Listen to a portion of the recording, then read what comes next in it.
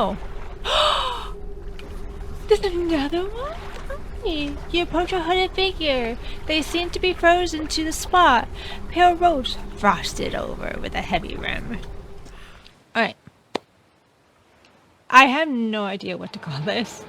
But I guess welcome back to Dredge. So is this your first time clicking on one of my Dredge videos? We already completed the story game. There's a whole playlist of it on my channel, and we go through all the DLCs, hence why Heinrich is currently on my screen. But what I wanted to do now was go to each of the islands and collect all the fish and see what we can discover. And like figure out what we missed, because I missed some stuff with what was it? Pear Reach, right? The ice one. I missed a side quest, I believe. I didn't get the achievement, so yeah. So this is going to be just a big old cozy time, just traveling through Dredge. Sipping some tea. I do have tea.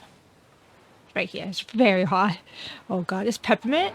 I put nothing in my tea, so it's just hot water. There's nothing to cool it right away, so I'm just waiting. Without further ado, let's hop right back into Dredge. Ooh, it's so bright. Oh wow. Okay.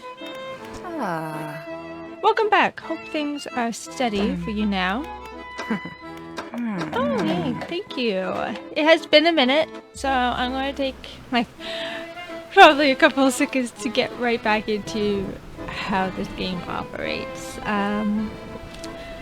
But yeah, I'm very excited. My first plan is to... Wait, I'm bringing up the map. Oh. I'm actually going to probably change that out. Oh, that's 12. Oh, such a cute fish. Rat tail. Oh, what's the map? There it is. My plan is to go here. Right here. Because we didn't do a side quest there, and I'm very interested in figuring out what the side quest is. So, and I'm probably going to take the teleporter I left somewhere over at the Marrows, so I would do that. Yeah. Let me first switch out my stuff. I'm just putting them someplace, basically.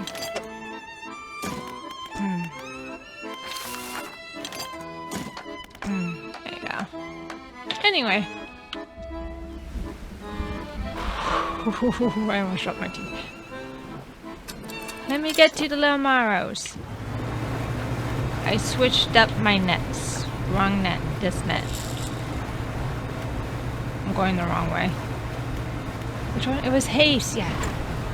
Whee! Alright, so yeah. Oh, this game is so pretty. I love this game so much. I love the style of it so much. I've been needing a cozy game, to be fair. And I just wanted to say as well, speaking of like cozy in a different way, when I opened up the map, I wanted to ping it like I did in Elden Ring. I forgot, wait, no, I can't. Wrong game. Woo! Ooh, look at those moves. Calculated. Just calculated. Alright, how do I do this again? We'll just go through. Oh, F.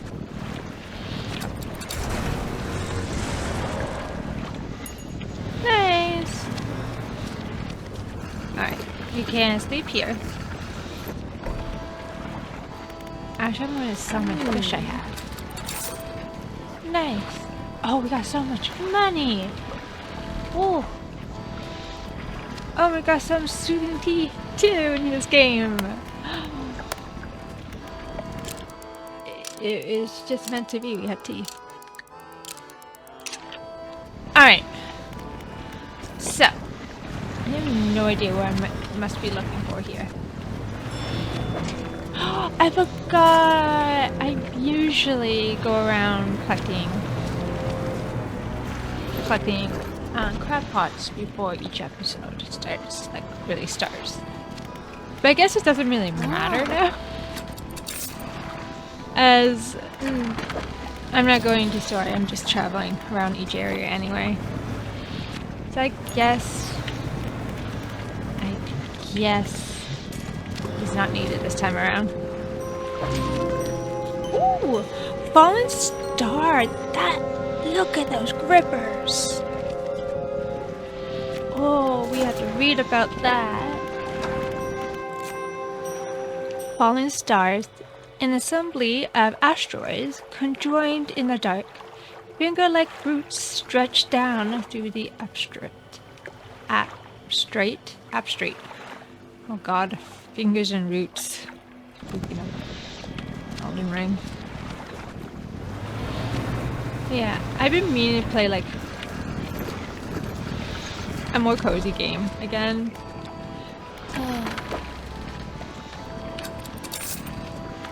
And I was like, okay, there's definitely Dredge. I've been meaning to pop back into Dredge, hence we're here. But also, like, any new cozy games? I don't know. Like, I'm interested in this new cozy game that's like going around. Everyone's playing it. Called Tiny Bookshop. That one looks really cute, and I've been interested in exploring that. Colossal squid. Catch the colossal squid? How big? Oh my god! Right off the bat. Love that! Oh my god, this actually looks like the squid I saw in, what was it, the rooms? I believe it was rooms. I could be wrong, but it's a museum in St. John's, and they had like a whole squid underneath water. Not water, but like a liquid to help preserve it. Because you can see the body breaking down, and like parts of it's like, I don't know what, like, its body is starting to fall off, but it's really cool to see that someone caught that and like how enormous the squid was. But it looks just like that. And they had like all its like tentacles like going in different directions. It was so cool. I highly recommend going and see that. I forget which museum. I believe it's called the Rooms. I could be wrong, but it was really cool. With hooked arms and tentacles, these massive squid grapple with the giants of the deep. I'm so curious to see the apparition of this, because that looks horrifying. And imagine seeing that in the water would be absolutely horrifying. That's so cool. Anywho, what was I talking about? Cozy games. There's some cozy games I've been meaning to play. Anti-Bookshop is one that, as I'm a very huge book reader, I love books. Books are my personality, basically. Oh hi, you're still here. I forgot about you. I was hoping you'd be friendly. And the idea of just recommending books to pixel people just sounds absolutely fantastic, and so up my alley. But I don't know if people will watch it and just nerd out about books. And I would watch someone nerd out about books and just get people's opinions on them and what they like and seeing what they gravitate to, because I love talking about that kind of subject. Because what I don't find interesting could be like interesting to someone else. And I don't know, I find it fascinating, just the whole subject of books. So putting that in a game sounds so fun. But then, like I say, I don't know if you watch that with me. But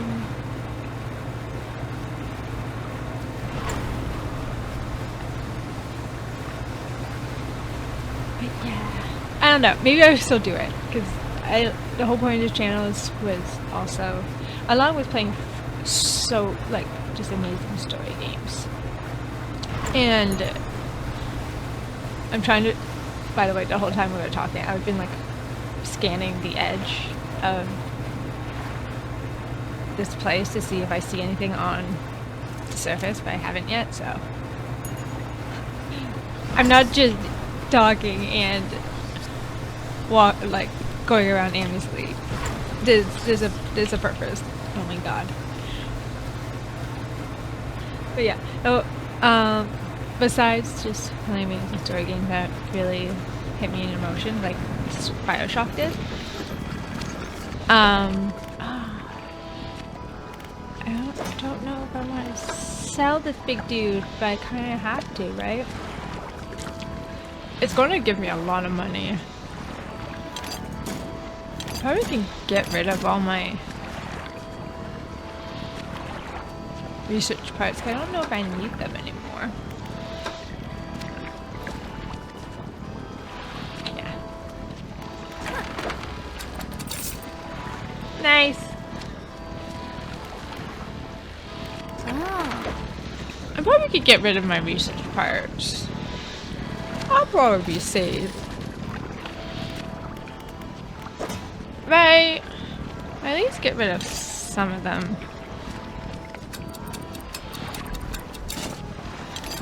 I get so many.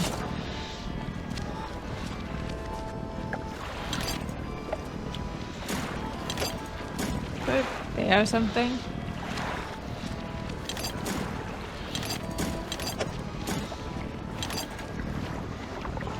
Keep it with this one. Yeah, I think we'll be fine. Sleep. But yeah, and another, like I was getting back to you.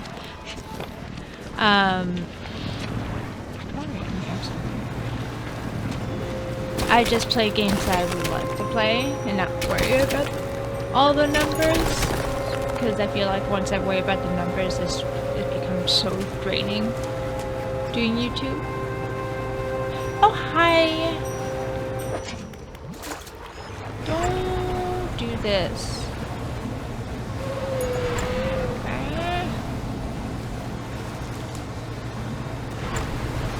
Oh, hi! I haven't... Okay, I'll give you some food.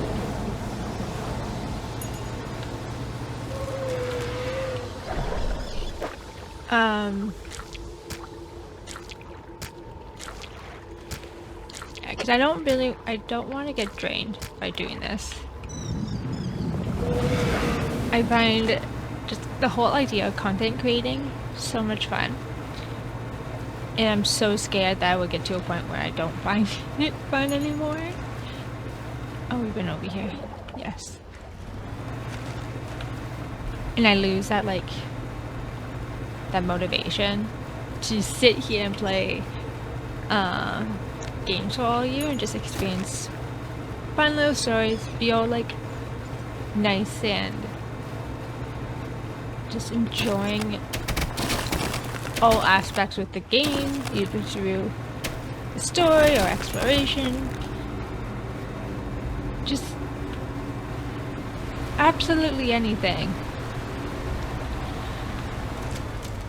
So that's why I made a rule to play anything I want to play and don't get lost in the numbers. So me, I would play it at some point, and I need to tell myself I don't need to rush into it too, because it is a new game. I try to get into that like initial hype for it, because if I feel like if I miss it, then I lose out on potential people joining us and having a fun time playing through this new game that just came out. I need to tell myself, like, I don't need to push myself. I will play it when I have. I will play games when I have time, basically.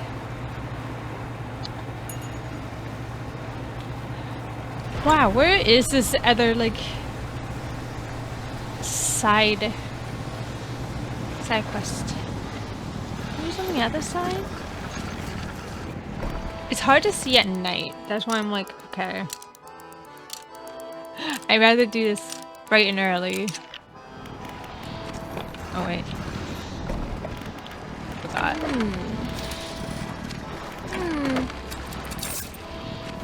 I'm gonna move that back in soon. Actually, should I? Why don't I just leave it here? There you go. Because having it in there just is hard with the walrus. Yeah. So I would just leave it there.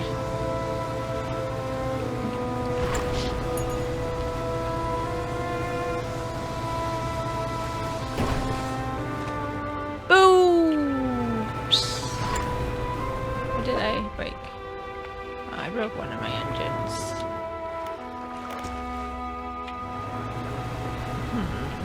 It's fine.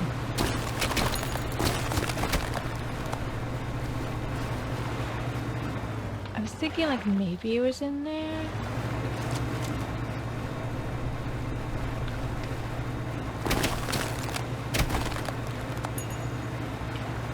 If I don't find it today, I'm going to look it up. Oh, what's that?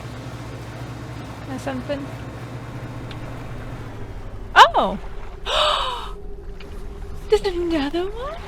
Hi. You approach a hooded figure. They seem to be frozen to the spot.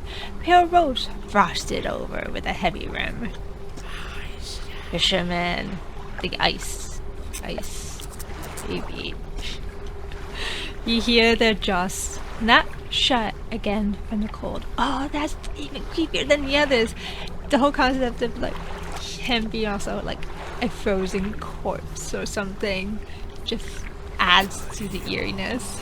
Pursuit added. The ice takes form. The hooded figure withdraws a scroll from the rope and unfurls it to reveal a drawing of a corrupted fish, an abderated ice fish. Do I have? I'm guessing it's that, but abjuration. Coming right up. This is your Fisherman Eats. Cretaceous seer? A bright eye spins inside an impacted socket. An answer from above. Cool! Absolutely cool. Also, I forgot to show this. This is how much we have discovered. 155 out of 230, so we have a lot to do. I don't know if I'm going to fit it into this part. We might get another cozy time in Dredge. But we shall see. Pale Reach. I think I got everything in Iric for side quests, but yeah. My main purpose, though, was to get this side quest, I guess. This is the side quest I missed, and the only side quest that there is left in Pale Reach. If there's more, I'm gonna be sad. Because I don't know what else it could be. Where were... I'm actually just like anywhere around here in general. But we can go to a ice fish pocket and start there and just so you see like fish until it cannot be stopped. A pale grasper. Oh. We're getting all of them now. That was it? Oh, that's so cute and weird and creepy, but cute. Hands of ice reach upwards, a sharp hoar-frost blooming across whatever they touch. They just spread ice. That's awesome. Ooh. That would be... I just had an idea. But this is really cool. How big is it? is there. It has the size of the. Oh, that's so cool.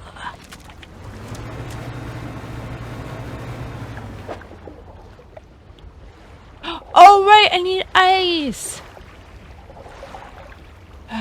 Okay. Tonight I would reset my fishing rod to ice. I just realized that.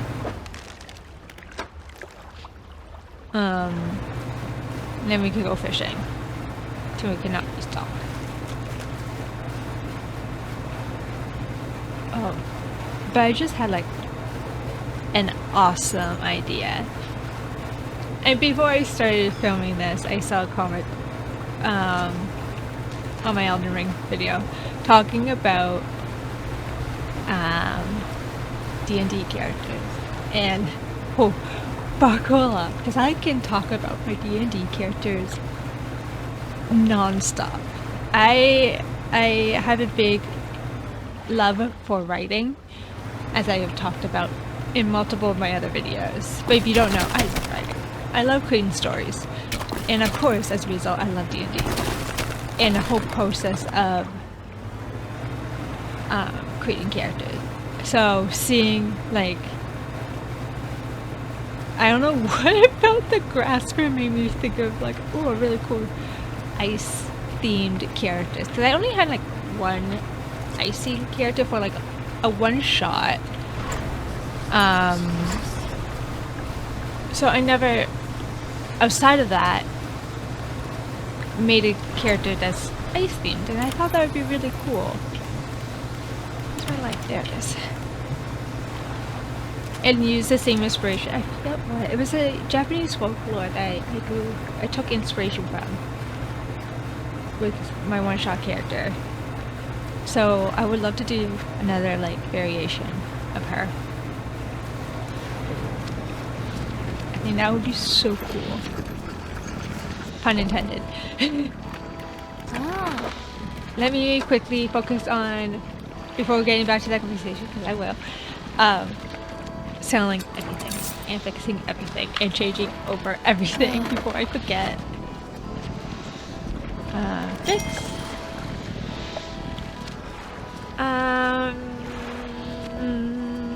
I need to use my storage. I'm guessing this guy? Because that can't do ice.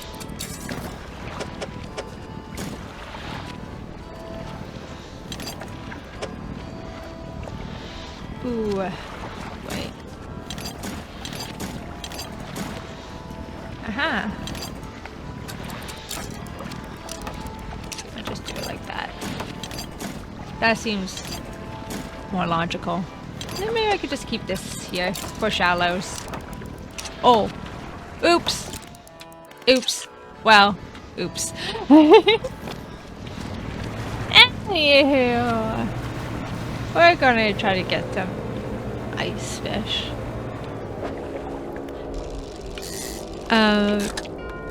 But yeah.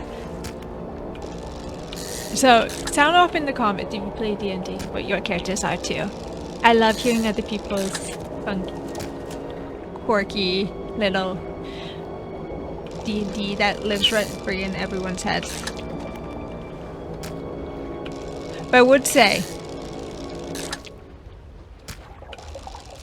some of my D&D friends, party members, watch my videos, so I'm going to them big my description, especially the ones I currently play in all of my campaigns. I'm in quite a few. So, because I can't talk about the backstories as a result, and like who, like specifically they are, as to not ruin the surprise.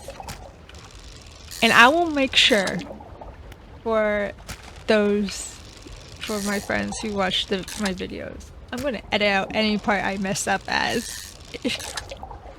If I say anything about them that I shouldn't say. So there's no worry about that too. Oh, so where should I start? I guess the one I played most. Is that it? Yes, I guess that's it. Hell yeah. Let's go. Watch it be already in my net. No, it's not. So good.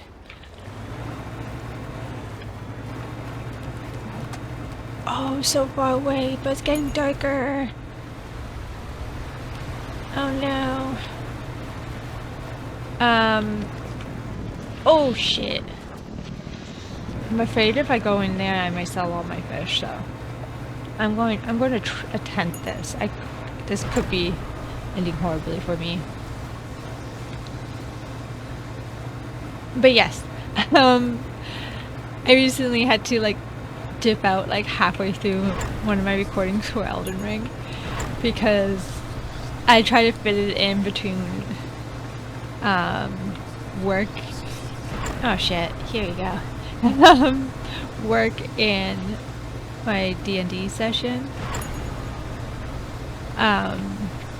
So like halfway through.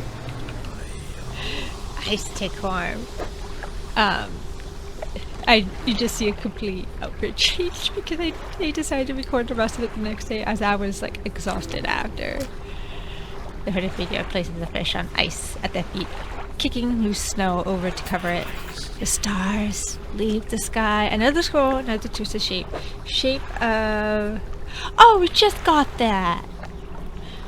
Sea stars! Wouldn't that be nice?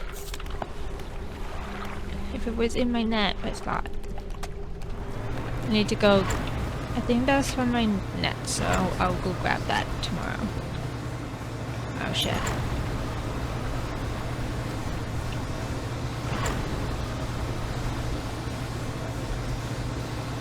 Oh shit. Please no, my friend is right there. But yeah, so in that campaign, that's actually Pathfinder we play for that one. So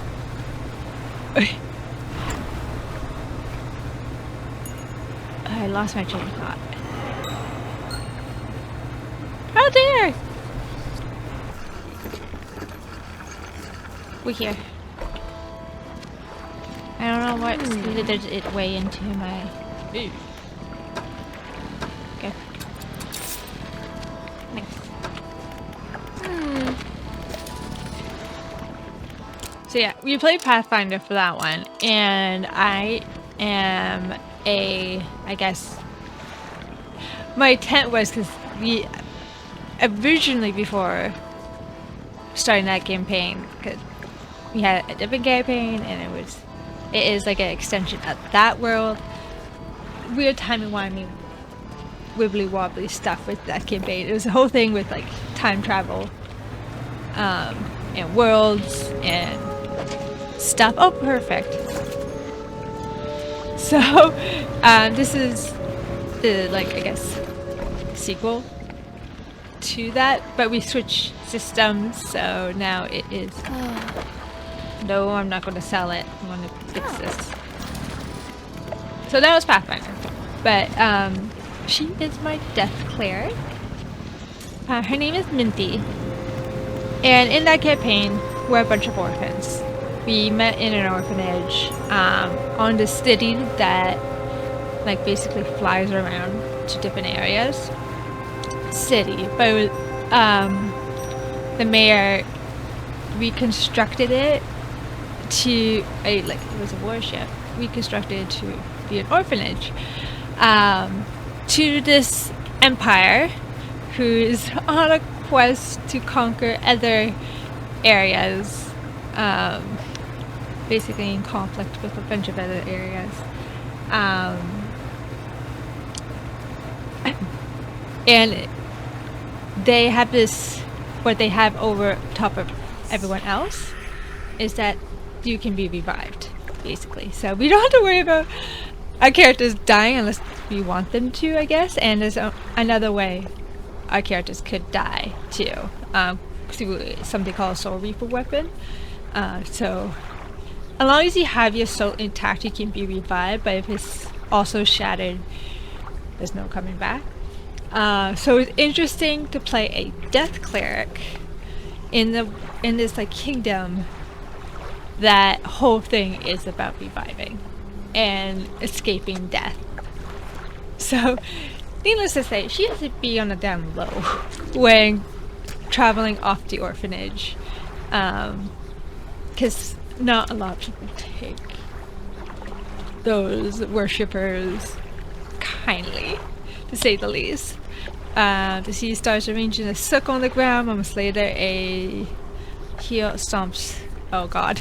So each of them fall to the deep. A final scroll that one stained in patches by some dark liquid in a cylinder shape is the Activation Star.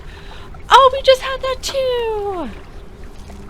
We got another pale grasper. Holy shit!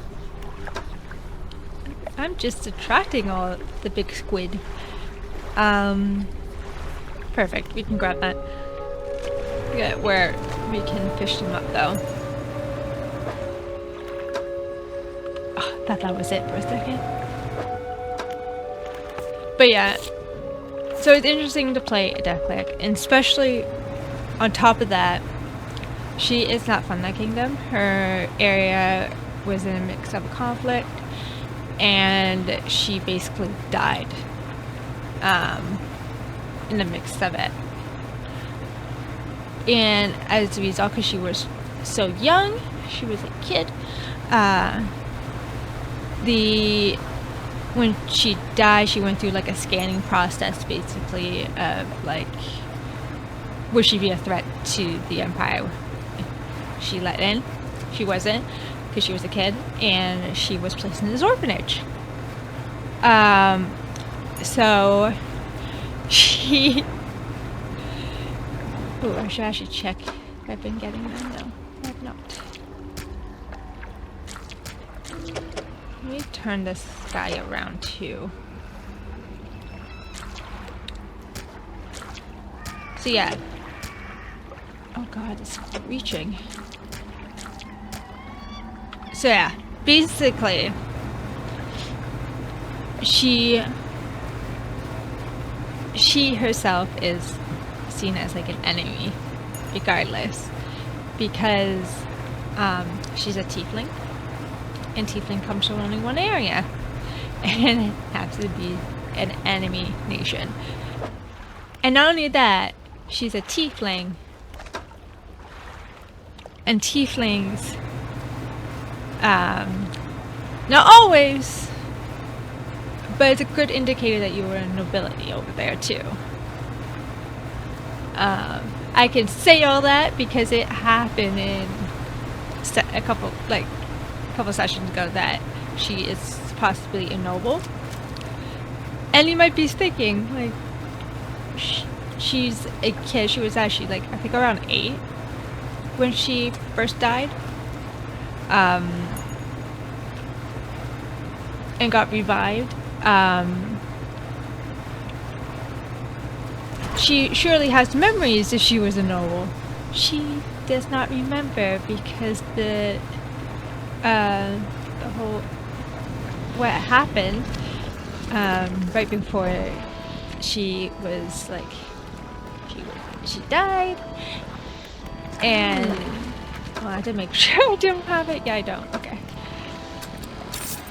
She lost her memories basically, and her whole thing right now is not knowing who she is as a person, because she feels so lost right now.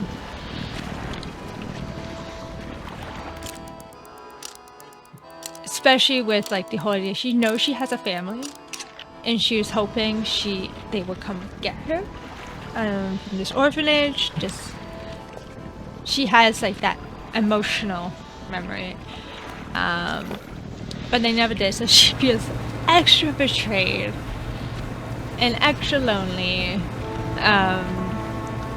I'm trying to like stick around, like her whole thing. I'm trying to make sure to pick up information that happens in the session with her.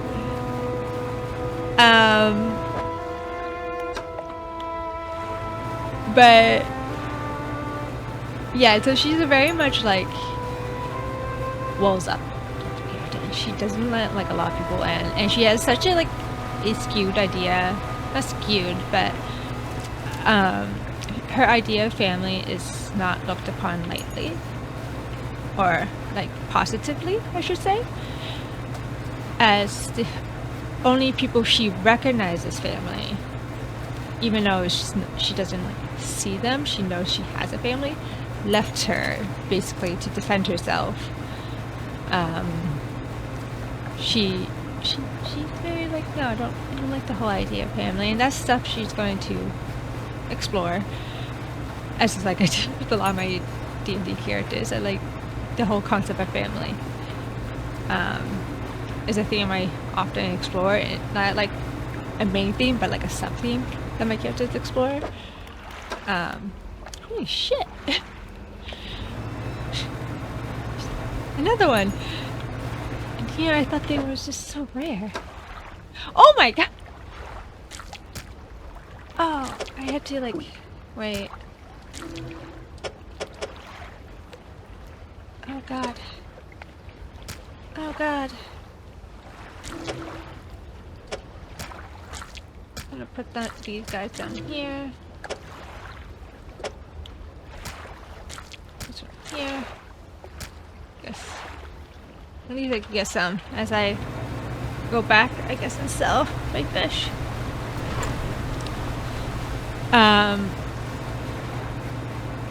So that's one thing she has to explore, and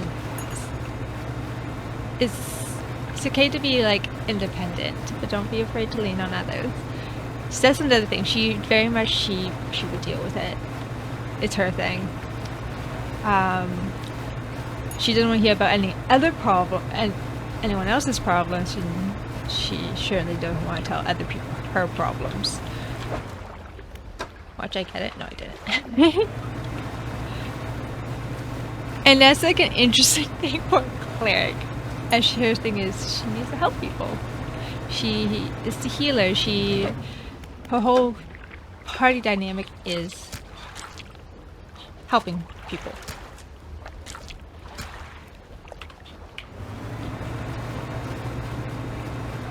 But yeah, Minty, my death player. I love complex backstories. So this is why I said buckle up, because I can talk non-stop. And this character is just my this is my newest character I have played. Get ready for other ones who either like I'm currently playing or the story is done. But then there's my other characters who I only got to play a short time or for one shots that I'm still the player who has like an extensive backstory for the one-shot characters. It's not going to be like as extensive as like a overview as it is for like Minty. But yeah, she is my baby. She's a bitch, but she's my baby. And I can't wait to see her grow as a character and allowing herself to be vulnerable with people. Because currently she's not. And only people... Oh, there's another thing with Minty. A big thing! She sees dead people. I can't say why. I know why.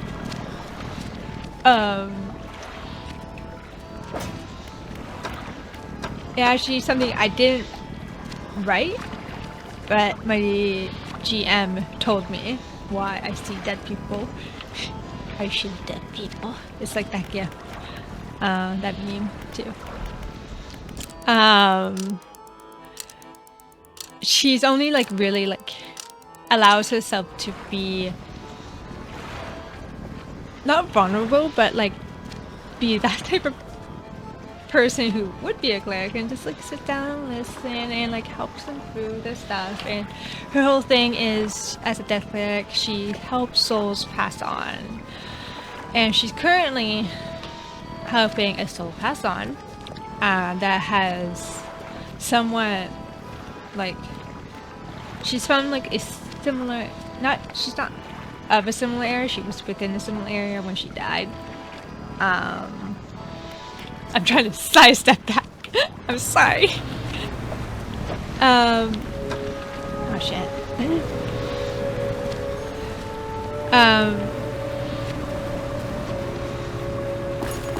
Oh god. Oh god.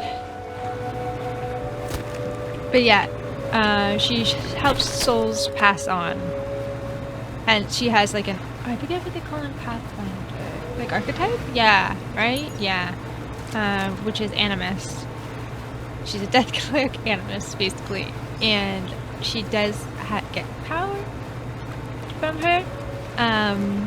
That was that last session actually, so I can say it now. Ooh. And I should try to find where I can fish these guys. I've been just talking and hoping I just catch it with my net.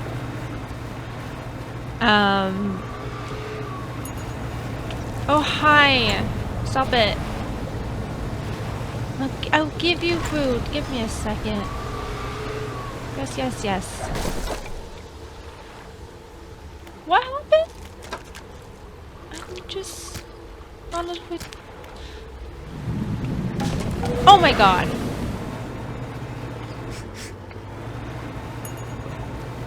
Okay, I'm gonna go fix my ship now.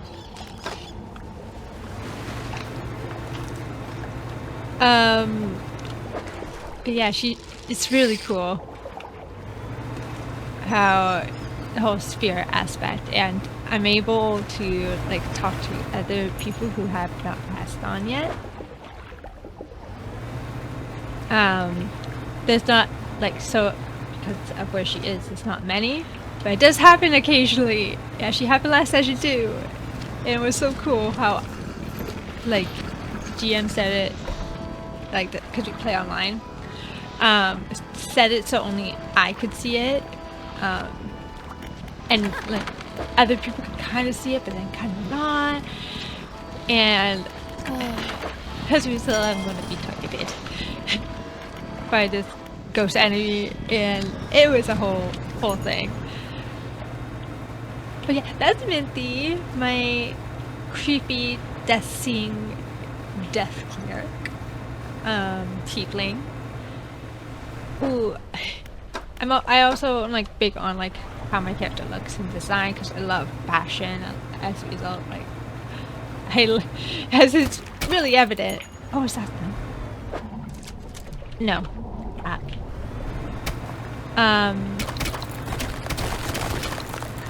I love clothing, so that really comes through with my characters too. I make sure they look really pretty, and Minty is very like alt goth kind of style going on. Her notable features is her round red lens glasses, and dark makeup. She looks so cool, and she has tattoos.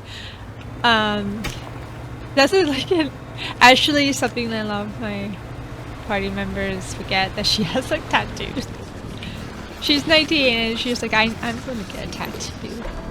And she did. She got like, cause look-wise she's inspired by Hades from Hades Town, so she has like his red tattoo on her forearm, and I think it looks really badass and cool.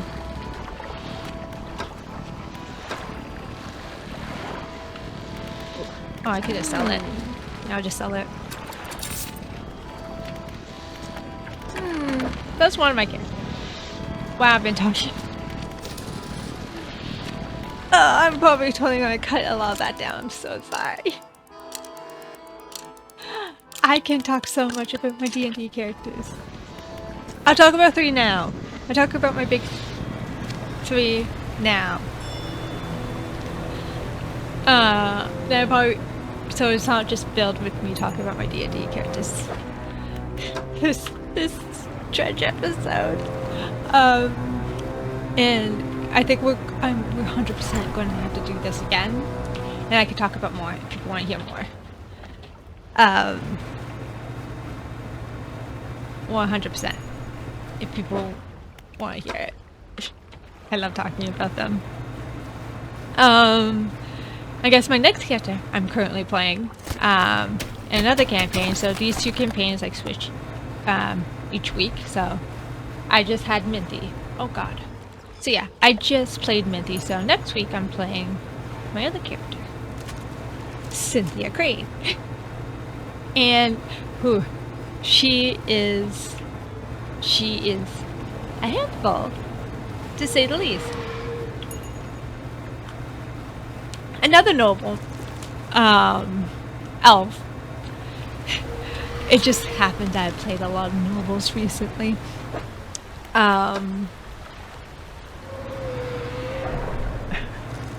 did not mean it. I'm just like, yeah, just make them noble. Cause I think this is gonna be a fun dynamic over my past characters who like weren't nobles. It started with my other character. I'm gonna explain after Cynthia, but just to say I don't play only nobles. Just a pattern recently. Excuse yourself. I don't know if you're gonna come over here.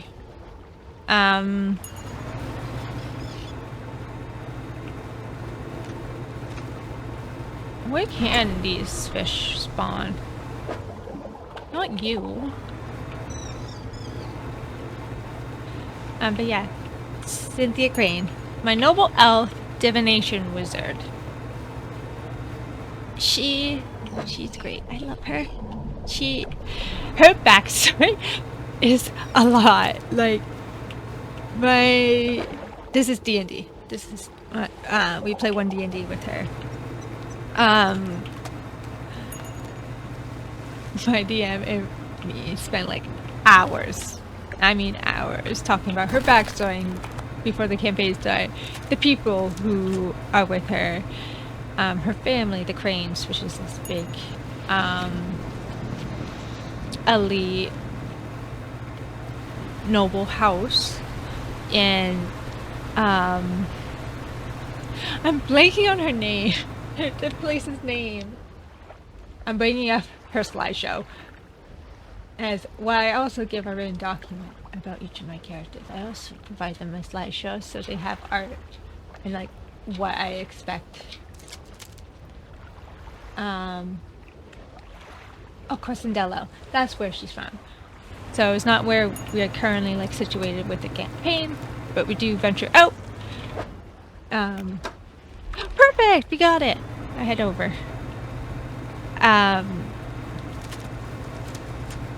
But it's not like where the Adventurers Guild, where they all are part of and lead, is located.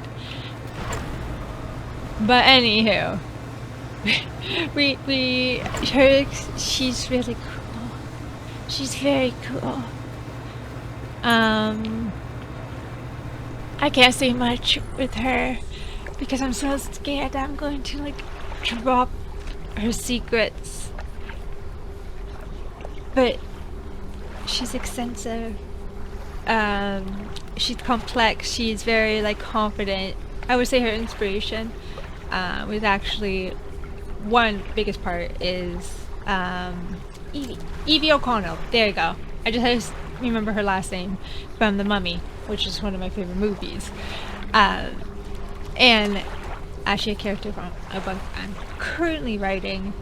She's also a big inspiration from that. But yeah. Oh, the figure places the body of the stargazer in the center of the crushed sea stars. I see ritual. The ankle-catered eye, the sky. Attention. Yay! We did it! Frozen Favors! Finally! Attention still fixed on the gruesome pile of the fish in front of it. The hooded figure gestures to a book on a nearby rock, your payment. As you leave, the figure still focused on the green fish, adjusting its position, waiting, adjusting, over and over. A book. Book of Astral Symbol. What does that do? I haven't read this yet. Okay, we're going to read that. while we sit around. We're gonna head back first, so I can sleep. She's very confident. She loves archaeology and history of the place, specifically the Empire. In that one, different Empire, which is very much like the Egypt of the world, which is, so funny enough, another character's home place as well. So Cynthia is cross of like, oh, I want to go back there, because she has been there. But also like knowing that she would 100% stand by her friend and not go back ever. Or at least not go back for his safety, of course.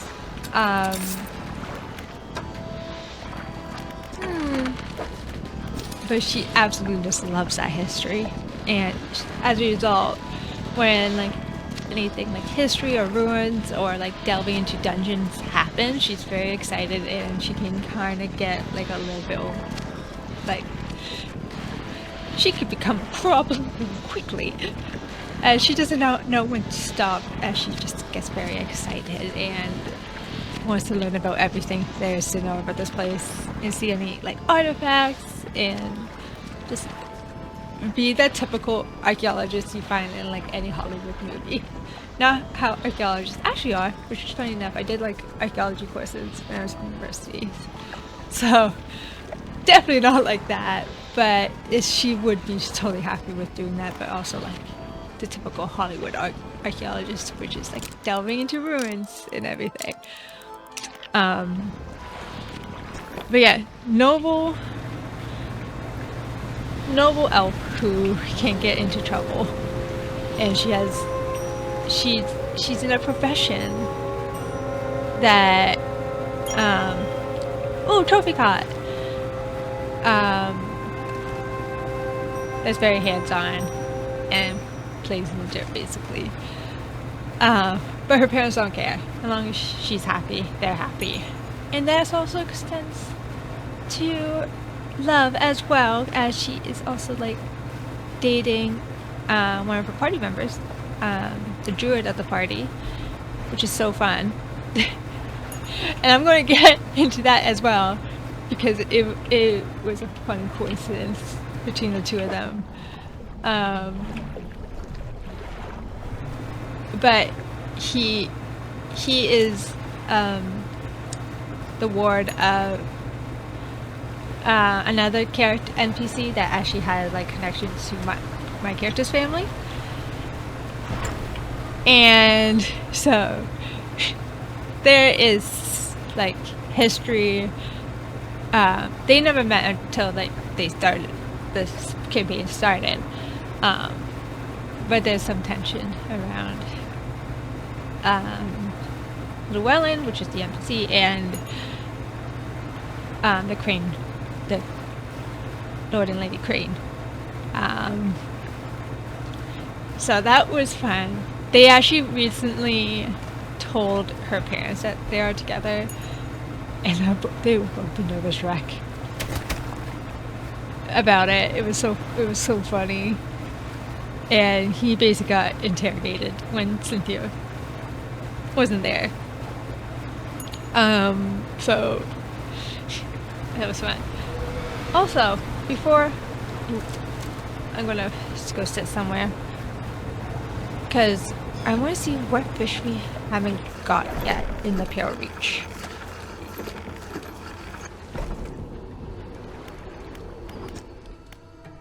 Why did I click this? I don't know. So, wait, epilogue. I bet it's just... Actually, we could just go by Pale Reach. So we got 14 out of 18 of them. So we're missing a couple. What the hell is this? Rod. So somewhere we have to fish up. Okay. Got you. Goblin shark. Alright. That's also rod. That's like a big fish. I think that's like in the back. So, we'll do that. Ooh, sleeper shark. If you can't wait, you can get a sleeper shark. Yeah. Okay. So anything with that. Sounds good.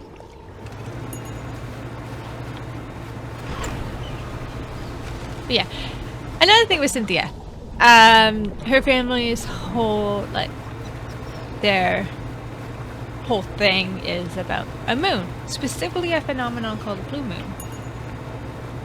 It's basically magic is heightened during that time and completely, like, it's a lot of things happen. Like, there's the whole thing with plants. I'm actually probably gonna go back there. Certain plants grow. There's, I'm trying to like keep it right too. Animals start acting weird. Magic is heightened, like I said. A whole phenomenon that happened naturally with the moon, and it takes on a blue hue as a result. A light blue hue. Cynthia was born underneath it, and as a result, she has like a special connection to the blue moon and the whole phenomenon. And it kind of comes out here and there in the form of like these tattoos that only show underneath the light, or like something reacts to her and that will react to the blue moon. Her whole body basically glows like a firefly through these tattoos. It's really cool, and her tattoo design is really neat. Like, it's all on her back and it kind of like wraps around to her front, but it never touches the front, so like her whole middle area is like bare, but her whole back and all her arms and goes up her neck, just all tattoos. So she's called like Little Moon by her father. So she had the whole thing with the blue moon, and I think people like during that time, like the family has a party. They want to be, a lot of people want to be there to witness this because it's strange that she has this, but it happens in her family a lot. Not a lot, but it happens in her family. Her parents tell her. And so, like, her past ancestor had this before.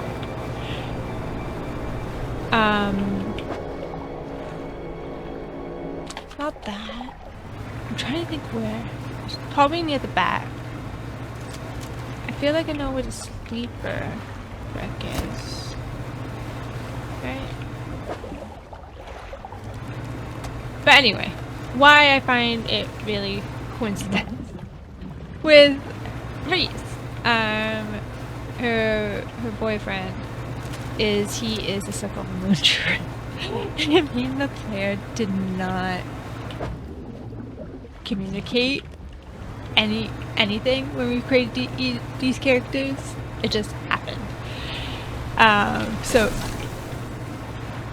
oh shit, you little shitwit. So it was really funny when we first started, because he was like, oh, it's like a moon druid, and I'm just sitting there like, oh, Cynthia has this little moon thing that goes on, but I can't tell you yet because she wouldn't want that attention on her just yet. But she's also has something with the moon, and it quite when it did come up, that fact about her. Oh, why did I click this? No. Leave me be. Creepy rocks.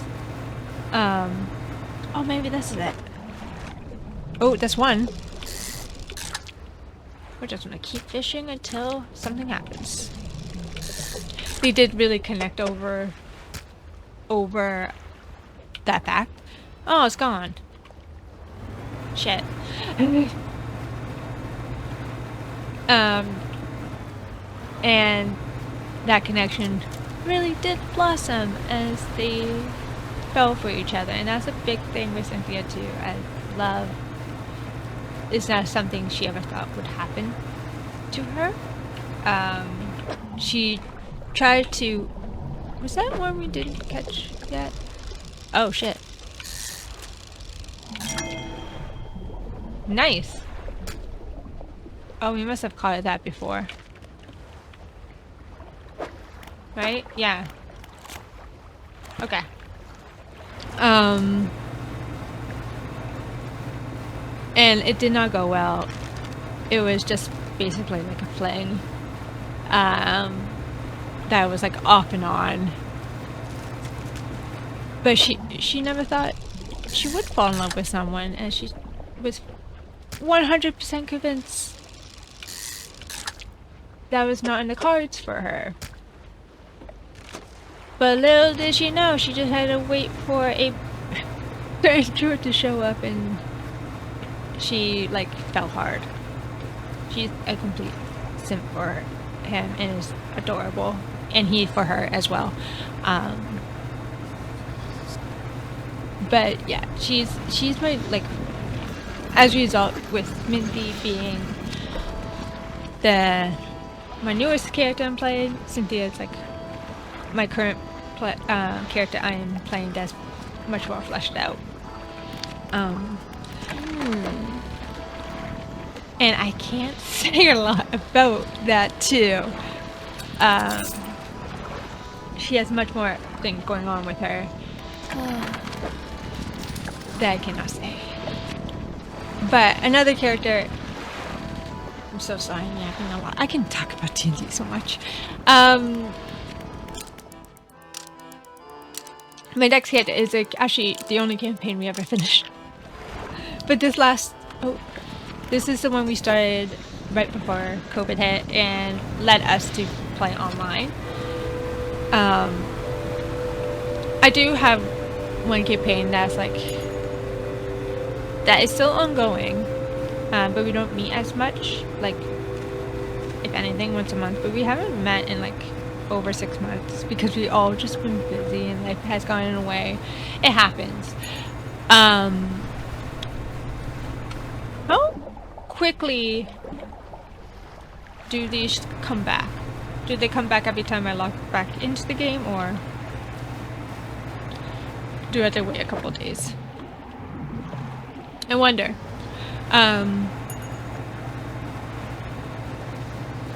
But yeah, that's my only like in-person one, but this next one was the only campaign we ever finished.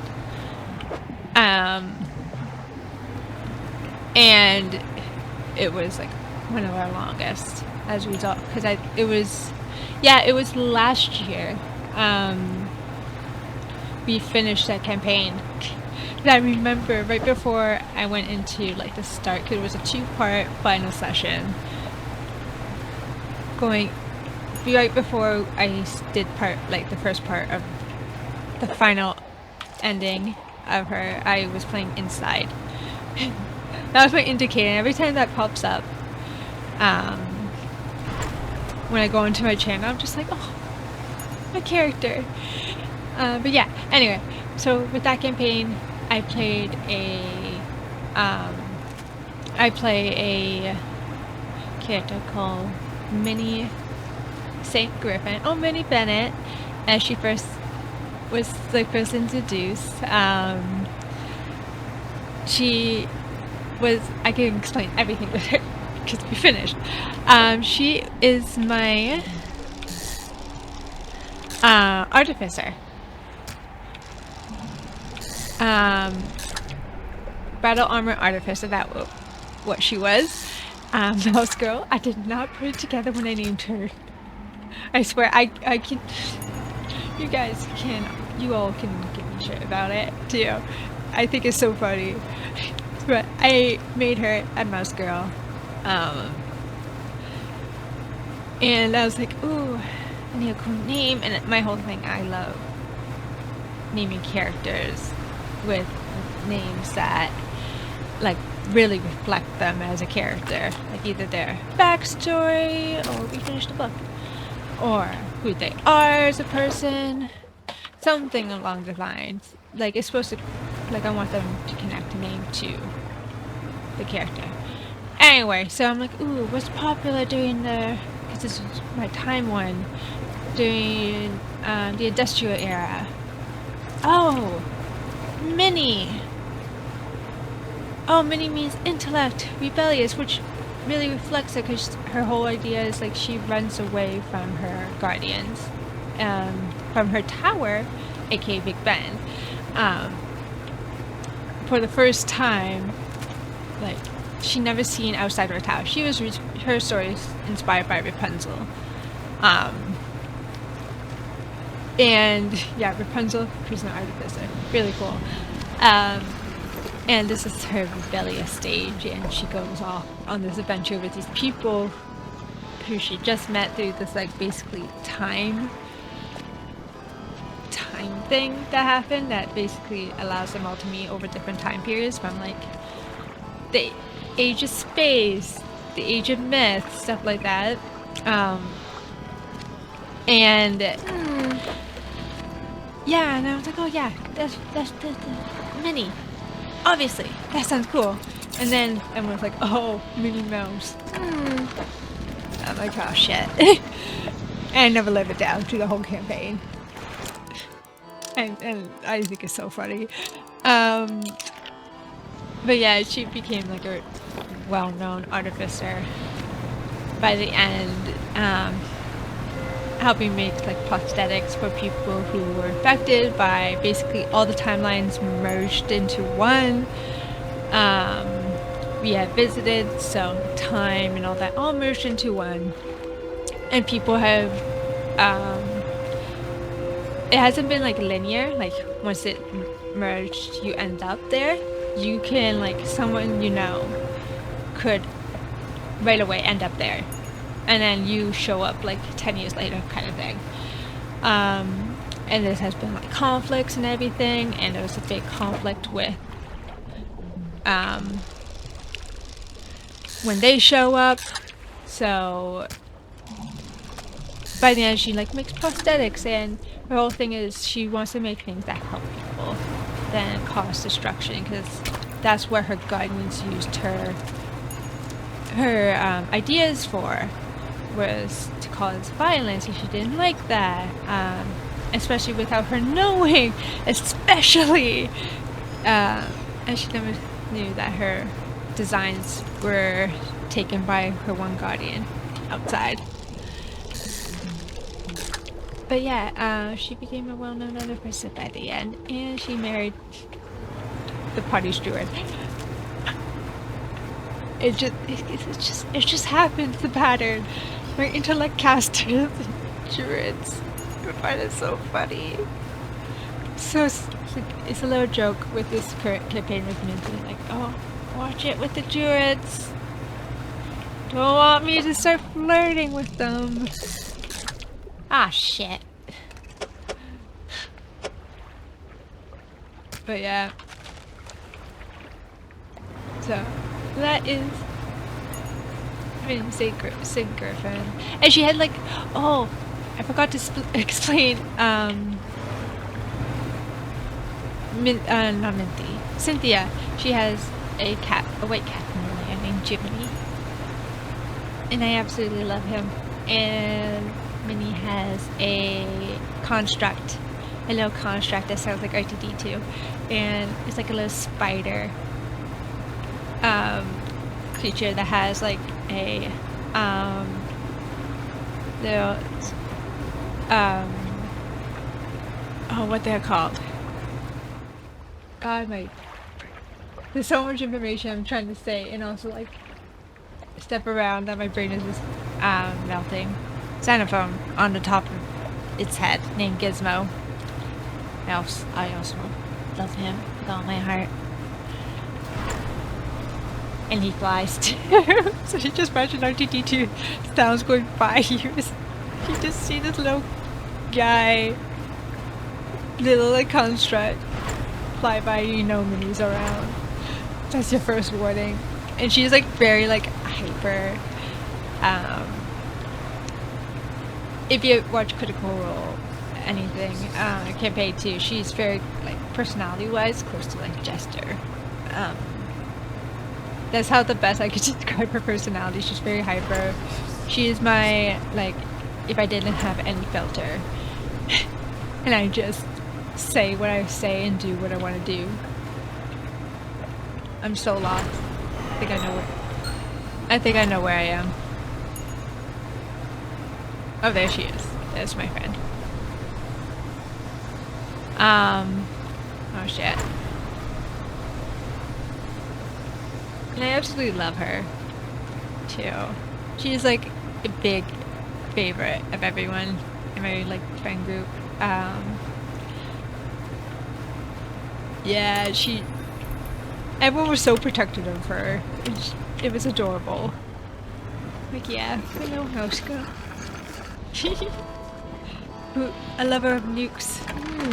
Oh, I forgot her title. She had like a funny title, like Mother of the Atomic Bomb or something like that.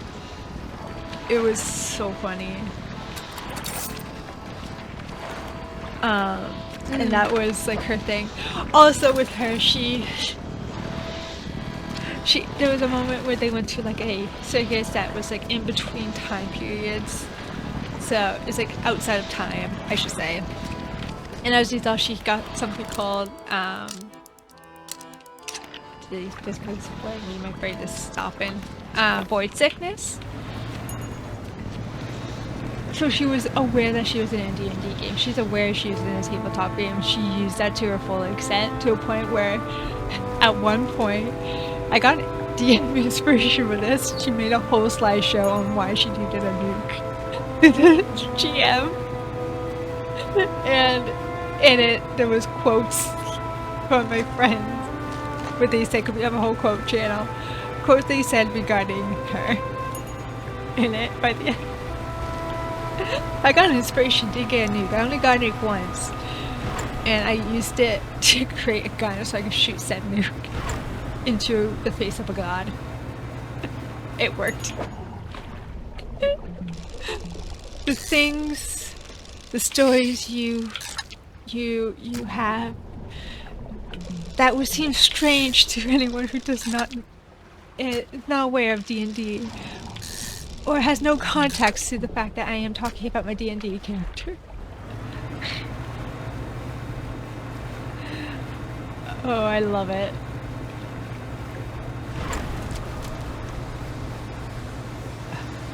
I'm going to try to go in to the place to see if maybe I can find like maybe it's like a night fish because I haven't really explored this place at night. I'm trying to find that one I haven't like discovered whatsoever. This one. Yeah, it is night. Okay. Okay.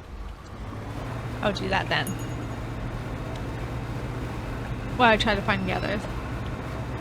But yeah, that's my 3D characters. If you want me to talk more, because I have other characters, other characters of campaigns that we never finished, or at least maybe never finished, hopefully. Not because one is like up in the air, but it could be, but oh god.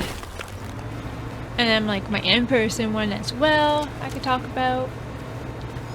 And with that one as well, I also DM too, because we do like a cycle of DMs. So one week I go, the next week it's another person goes.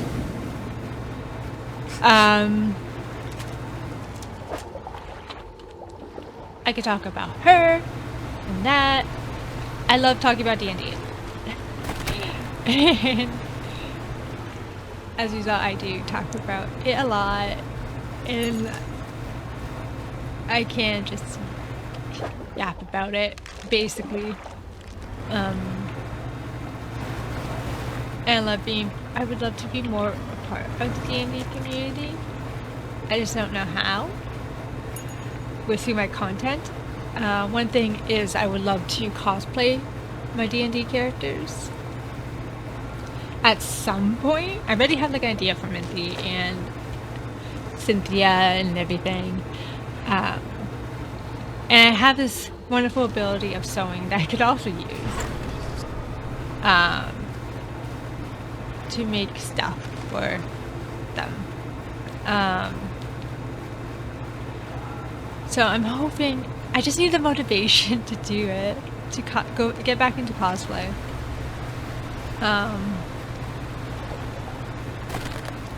And that would be my one thing, would be my D&D characters. That's something? No, that's dredging. So quite possibly I will do that. And that's my hope, to get more into like the D&D community and have that out, like, because I love talking about video games, hence why I also started this channel too, because I can talk about video games. I would love to talk about D&D and just tabletop games, and maybe like at some point, like, I don't know, like full time doing it, like full on joining like another campaign, but just be a guest in campaigns or do one shots or something like that. Oh, this is it. Nice! Wolffish!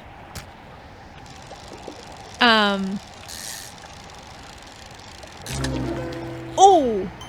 Perfect. Look, we already got that done. Oh, another one! I absolutely love that. Oh shit. We stayed up all night. Okay. We're heading back. Oh wait, you had to read about that. Sorry. The abjuration, the hinged wolffish. Teeth interlocked through flesh to create a brutish trap. Countless yet will meet their doom in the deep. That looks so cool! Oh wow. In wolffish, while not predatory towards other fish, which is so funny because they're in the abjuration, it's like you would just simply die if you didn't see it. They use their formidable teeth to crush molecules and crustaceans. Nice. Not abjuration. Pale reach. Ice. Or just in general. Okay. Cause I don't know. Yeah, cause there could be coastal pale like stuff. But never mind.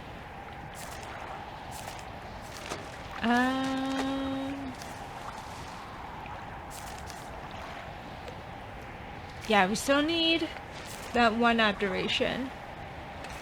Okay, Pale reach like this one. I'm trying to get. But I don't know how they're gonna respawn. And I need this coastal. Oh wait, I never caught those? We've been seeing a lot. I thought I had caught them before. I guess not. I guess I haven't. Oh wait, I need to go back. I'm kind of mad. Actually, wait. No. I have tea. There you go. Panic lowered. But yeah, I would love to do that sometime.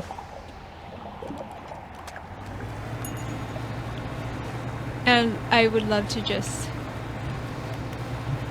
be a part of like different groups too.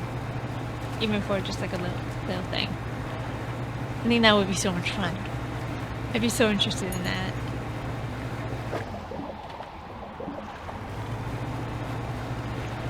As I also intake with live D&D. Through watching other people play. Like it's inspirational seeing how other people like roleplay or handle combat and also like doing DM stuff. Yay! Caught all known species of fish in Pale Reach. Hey! Oh wait, we're going to see if we can get an abjuration of it. Ooh. Hey! Bubbling char. We got it. Seared flesh forms with mantle of incandescent core. Water boils in the air around it. Cool. That's so cool. That's awesome. It's like lava. Char. These hardy fish thrive in deep lakes and cold oceans, which is funny with the aberration. While their appearance can vary, they commonly exhibit a brilliant red body. Cool. So yeah, I guess we got everyone. Pale Reach. Oh no, we didn't get this one. That's the only one. Last one. Okay, wait. We can do it. That is my goal right now. We shall find this fish.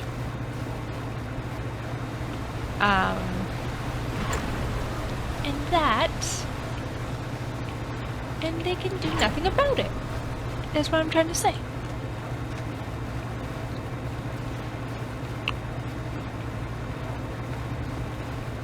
My tea got cold. I was talking too much with D&D, I totally forgot about my tea. I overweighted. I did this to myself.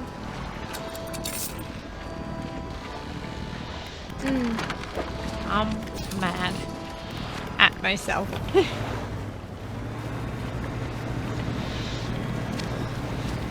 But yeah.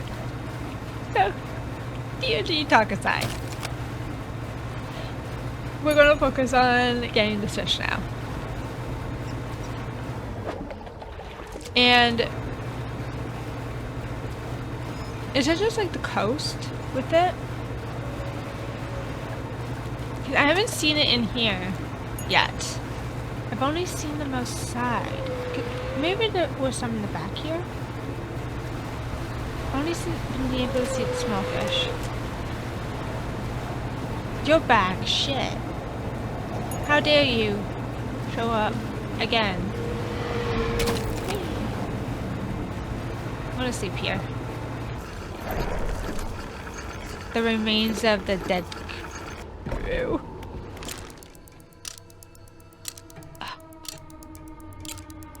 I'm hoping that it could just respawn.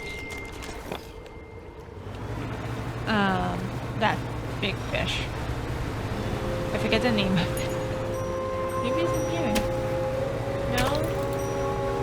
No? Hello? Oh shit. Oh shit. Oh shit. Oh shit. Shit. I almost pulled that off. I'm blaming the cold tea. I'm hoping we can find it.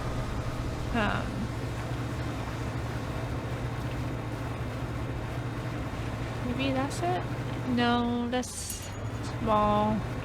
The shadows in the water are small.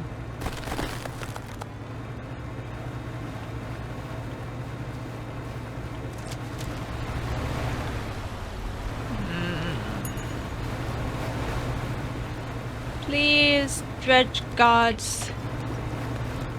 Dredge Eldritch gods. Oh, fuck. That's what I get. Please, blessed be thy abjuration fish. Next time I see them.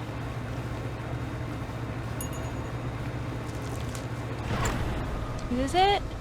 No, it's just a bunch of wood. I'm moving so slow.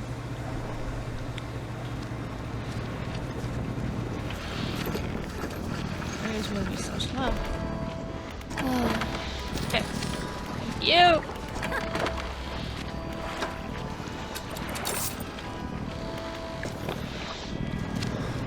Wow. We're making a lot of money. At least with this. I'm happy with that.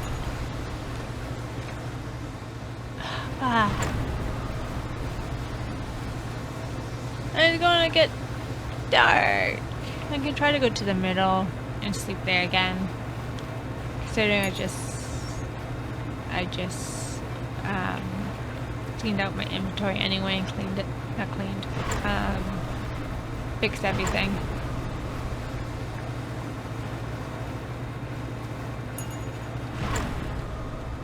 So it wouldn't be like the worst thing.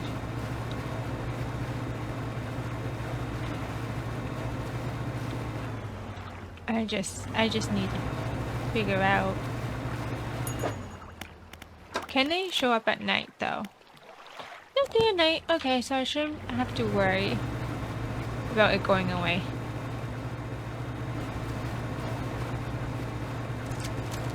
Which is good. Oh shit. Oh shit. No. Oh, this is something.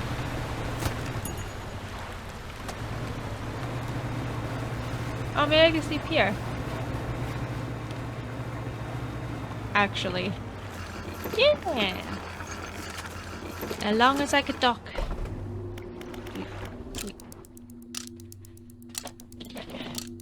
I'll play one more day. And hopefully it shows up.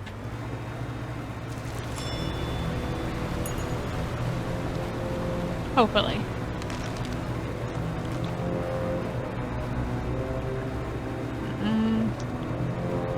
A bunch of small fish. It's just a final fish, and then we're done with Pear Reach.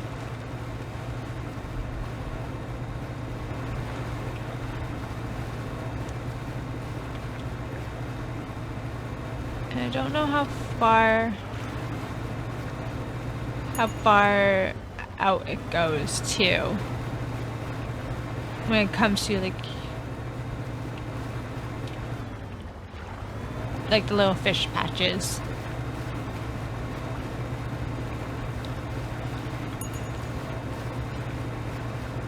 You know what? Wait, I'll play one more day after this because I'm going to try to sit, sleep, stop, drop, and sleep. And exit out the game and come back in and see maybe if that respawns like the fish patches, so maybe I can try to go after it again.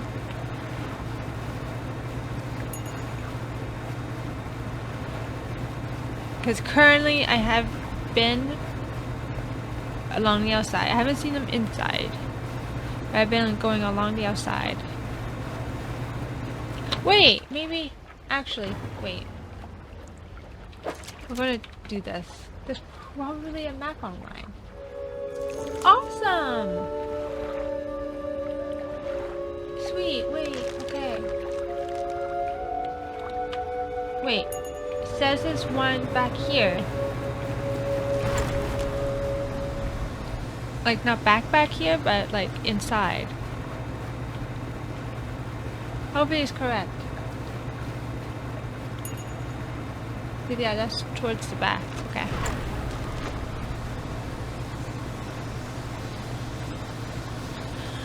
Hopefully I'd be so happy.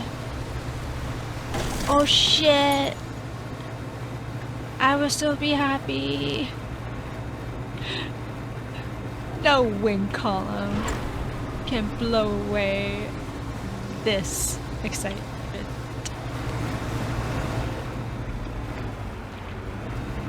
Yeah, I said what I said. Know how that's gonna sound. I'm blaming my sleepy brain. Oh my god! There is! Shit! I'm still gonna try it to see. Okay. Let me sleep, log out.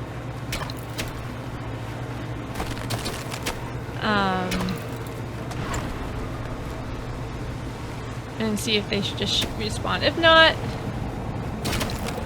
that sucks. Alright. Let's see.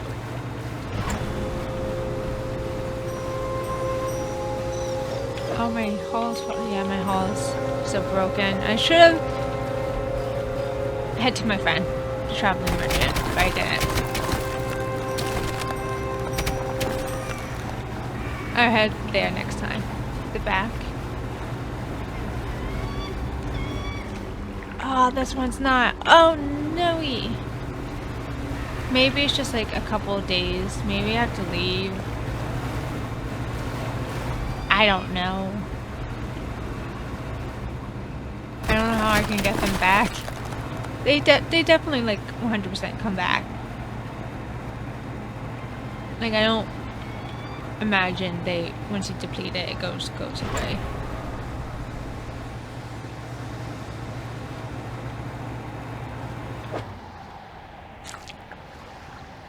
I set you free.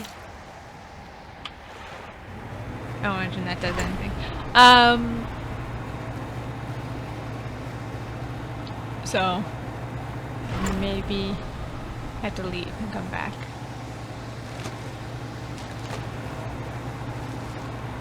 That's my hope.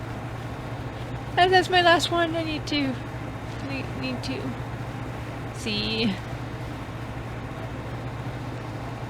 But I guess after all that talking, we have done a lot this time around too. We finished all the side quests for this area. We caught all the normal fish for this area. I wonder what else is for the Pale Reach. In regards to like achievements.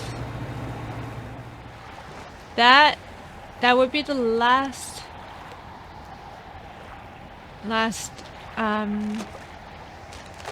Pale Reach achievement is getting the Abjuration. So I guess we could do this again if we want. I would glad to show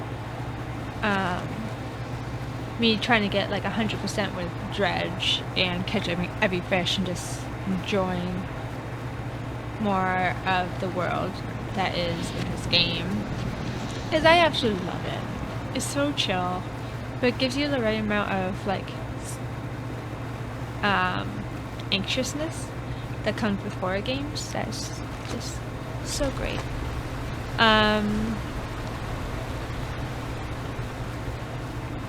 I will be playing this regardless, even off a video, if everyone found my talking about D&D and cozy games just not interesting enough, I would play it. I would just play it off of video, but if people do, I would love to show it and just talk more. If it is about D&D or any other subjects we can talk about, and just fish up everything that is this game and get all the achievements. I'd be fine with doing that too. I'd be really happy, as I found this was such a nice contrast to like from like everything we've been playing. Just to sit down, enjoy some tea, and just talk about everything. But yeah, I'm probably going to leave it there. I didn't want this to go too long, and I feel like already it is. It was just me finding the other fish. I do hope the little pockets of the Goblin sharks show back up. Either I go away and come back and grab it, or some other means. So, but I'm going to leave it there for now. We can come back to this another time that we can. I do hope you enjoyed watching. If you did, please hit the like button. While you're down there, please hit the subscribe button. I really appreciate the interaction regardless. If you don't have to, you don't want to. But if you do like what you see here, I do upload Tuesdays to Fridays, ranging from short the videos. So needless to say, we have a lot of content here. Thank you so much for watching this, I guess, we left on part 9. I guess part 10 of Dredge. Part 10 in regards to no story, just vibes. No story, just vibes of Dredge. I do hope you enjoyed watching. And thank you so much for watching, and I will see you in the next video. Okay, bye.